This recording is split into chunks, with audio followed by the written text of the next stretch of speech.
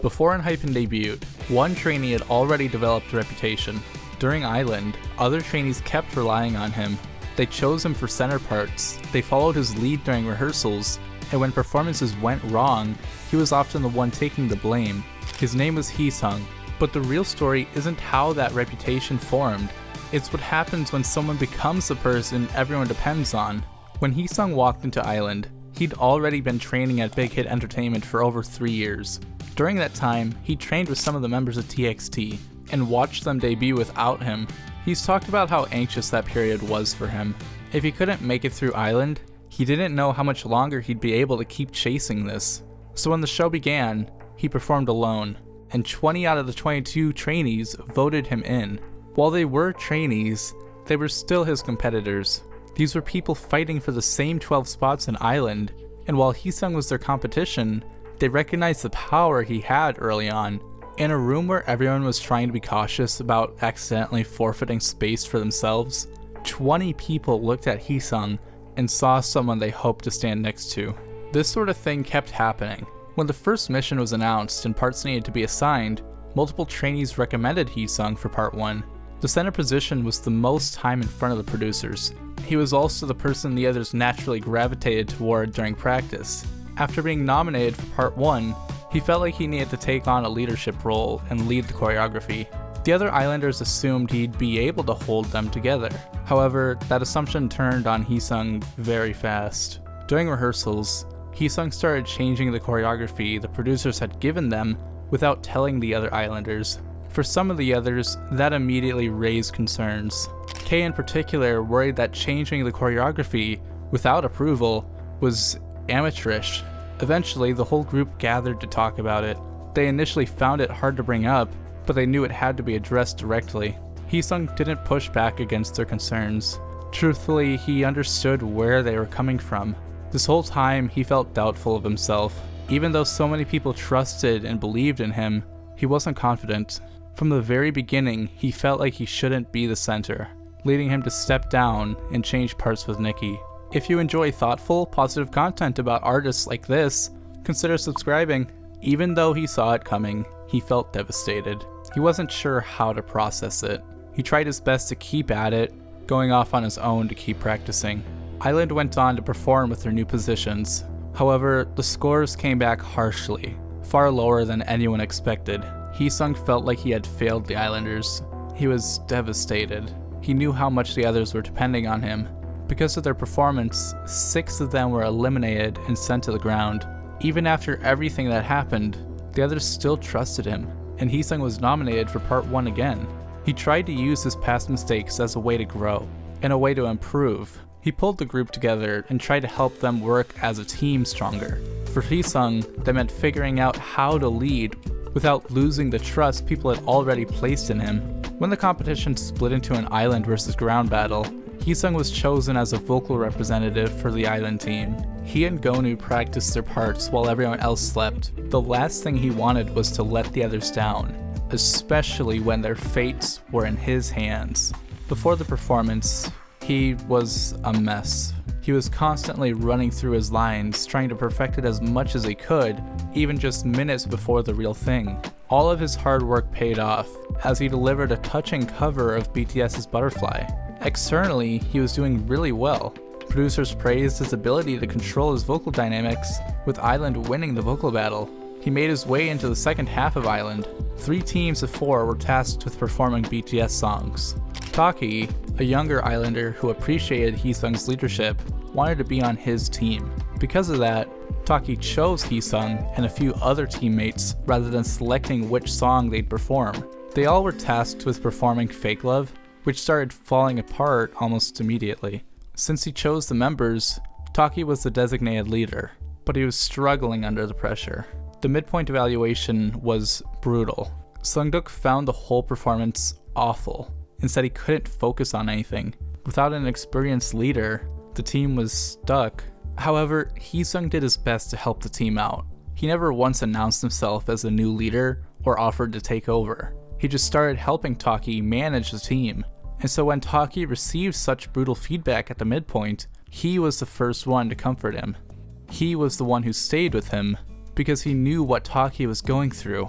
By stepping in and blocking Taki entirely, Heeseung would be sacrificing Taki's own learning experiences. Just as Heeseung had grown so much from his mistakes, Taki too has room to grow.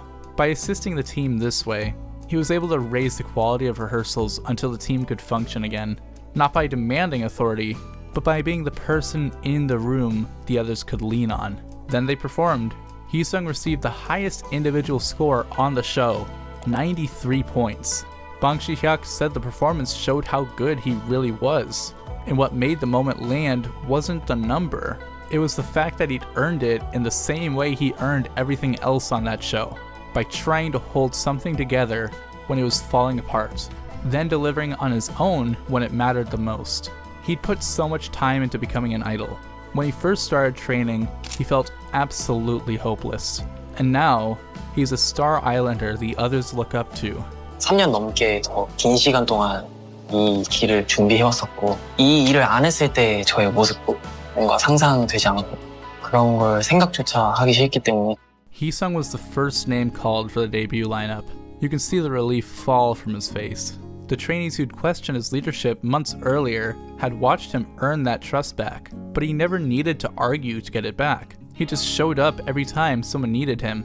The survival show ended, but his role as ENHYPEN's dependable ace didn't. Heeseung debuted with ENHYPEN just a few months afterwards, and almost immediately, people started seeing him in the same way they had on the show, as the group's ace. However, he didn't feel satisfied with his rapping at all. In February 2021, ENHYPEN held their first ENConnect fan meeting. In one of their performances, Heeseung took on something he hadn't touched in years, a rap section. They performed BTS's Boy in Love, in which he rapped Suga's verse, hit the high notes, and carried the chorus. For Engines, it was proof of everything they'd been saying since Island. The comments were filled with people calling him an all-rounder, saying the performance showed exactly why he was the ace. But when Heeseung talked about the performance afterward, his reaction was very different. He said picking rap back up after not practicing it for so long was difficult, and when he looked back at the stage, the result wasn't satisfactory. Fans saw a performer proving he could do everything, whereas Heeseung saw the distance between where he was and where he thought he should be. That gap between the reputation forming around him and the standard he was holding himself to would kinda become one of the most defining tensions of his career. Because after Island, the pressure didn't disappear. It followed him into the group.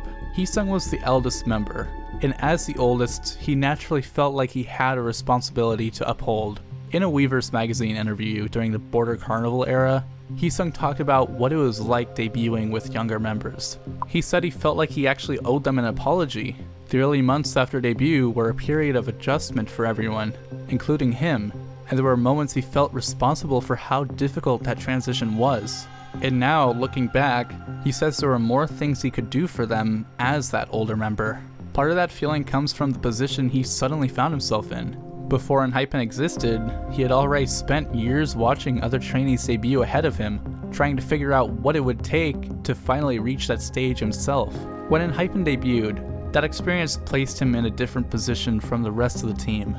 Several of the members were still teenagers navigating most of these things for the first time. Nikki had just turned 14, Jungwon was 16, and Sunwoo was 17. Their first music show stages, their first fan events, their first time dealing with the pressure of public expectations, all of it was happening incredibly fast. Heeseung was experiencing those things for the first time too, but as the oldest member, he felt like he should have been able to handle them better. He felt like his longer training period should have made him ready to care for the others. No one officially gave him that responsibility, other than cultural traditions. ENHYPEN has a leader, and it isn't Heeseung, but caring for the others and worrying about them was something he was familiar with. On Island, when performances went wrong, he tended to take the blame himself. After debut, that same instinct carried through. Instead of trying to stabilize a single performance, he was now trying to help stabilize a group that barely had any time to prepare. Heeseung touched on that tension when reflecting on Island in a Teen Vogue interview. He said he had to find a middle ground between being an individual and a team player. Once the survival show ended, this balance became harder for him to manage. That mindset showed up again in 2022 when Heeseung finally released a solo cover of Justin Bieber's Off My Face. Fans had been asking for a cover from him for a long time, and when he talked about recording it, he explained that the hardest part wasn't the song itself, it was deciding when it was good enough to share. He said he kept modifying the details, adjusting his pronunciation and delivering the lines differently until it sounded satisfactory to his ears. Years earlier, he admitted that he didn't think he was ready to release something like that at all. Only recently did he decide it might finally be okay to upload it. He laughed about this perfectionism in an interview. "This is my problem. It takes me too long to finally get around to sharing anything. For Engines, it was just a simple cover, not even 3 minutes long. But for Heeseung, it meant something." It was another example of that same gap he keeps noticing between what people hear and what he hears himself. There's an incredibly high standard he's constructed inside of his head, and now he feels like he has to push things off to perfect it. By 2023, something had shifted in how Heeseung operated inside of ENHYPEN. He was still the reliable older member they looked up to, but he'd started doing something new. He wasn't just performing the music he was given anymore, he was actively helping to shape it. During the recording sessions for Bite Me, Heeseung took on a directing role for the very first documented time. The other members joked about it, calling him He Reducer. When Jay recorded his rap verse, Heeseung was in the room helping him get the right style down. 그 사이킥 한번 해보는데 네. 그 사이킥이 킥이 좀 더 길었으면 좋겠어. 네. 널 참이할 사이게. 한 번 더 해볼게요. 네. With Heeseung being such a strong perfectionist, it's translated well into being a director. He's able to notice the minor details that can be improved on, and he also knows how to communicate that to whoever's recording. Jay praised him as well. He acknowledges how serious Heeseung really is about music, and how good he truly is, so he's very thankful for Heeseung's help. Sunghoon had a similar experience. During his recording, Heeseung walked him through the hook, phrase by phrase, adjusting how he hit certain syllables until the delivery was perfect. Sunghoon mentioned afterward that he tried singing the part differently than usual, and that Heeseung's direction helped him land it. What's interesting is that Heeseung wasn't just telling people what to do, he was listening for something specific, kind of like a certain texture or a certain rhythm in how the words landed. Then he was finding ways to communicate that to whoever was in the booth, and even while directing the others, he was still holding himself to the same impossible standards. During his own recording session, he reached a part he couldn't quite figure out, the Devour Me ad-lib. He tried it a few different ways, looking for something that felt right, but nothing landed. Though instead of forcing it, he stopped. "I need more ideas. We'll try again later." The moment says a lot about where he was by this point. He wasn't trying to prove he could do everything perfectly on the first attempt. He'd learned when to step back and give himself room to figure something out. But he also wasn't letting it go. He'd return to it later once he had a clearer sense of what he wanted. One of the other producers noticed something else during that session. Heeseung sang better when the cameras were recording. When Engine was watching, even through just a screen, something in him clicked. It's the same pattern that's followed him since Island. When people are watching, he feels a sense of responsibility to perform at his best. However, this Bite Me session wasn't actually the beginning of Heeseung's interest in the creative side of music. They were just the first time we got to physically see it. Back in ENHYPEN's early days, in an interview around their debut era, Heeseung mentioned something that didn't get much attention at the time. He said he hoped to write a song for one of the group's albums someday. He wanted to write something that added flavor to ENHYPEN's music, something that would fit into what they were already building, rather than trying to take it over. That phrasing tells us a lot about how he thinks. Even when imagining his own creative contribution, his first instinct was to consider how it would serve the group, not how it would highlight himself. The same instinct that led him to step down from center on Island was shaping how he imagined his future as a creator. For a while, that interest stayed in the background of things. ENHYPEN's obsessively busy schedule didn't leave much room for members to explore solo creative work, and Heeseung was still figuring out what his role inside of the group even looked like. But he kept paying attention. During recording sessions, he was picking up on what the producers would tell him about his recordings, noticing how small adjustments in delivery changed the feel of a line, how producers made decisions about tone and texture, and how to take the song from just an idea to a complete piece of art. Over time, he began forming his own opinions of it all, and by the time ENHYPEN entered the Dark Blood era, Heeseung had spent years subconsciously building an understanding of production. So when the Bite Me sessions came around, he volunteered and asked if he could help direct. The producers said yes, and the members followed his direction. No one assigned him that role, but he'd been preparing for it for years, whether he realized it or not. The members started calling him He-Reducer as a joke, but Jae wasn't joking when he said Heeseung was serious about music and good at it. Sunghoon wasn't joking when he credited Heeseung's direction for helping him land his parts. The nickname stuck because it actually had meaning behind it, and that early hope he'd mentioned, writing a song for the group someday, was still there. In early 2026, ENHYPEN released Sleep Tight. The song was Jake's project. He'd written it, shaped its sound, and guided the creative direction from the beginning. Public reports described him as the song's main composer. It was all his vision. But Heeseung was a part of the process too.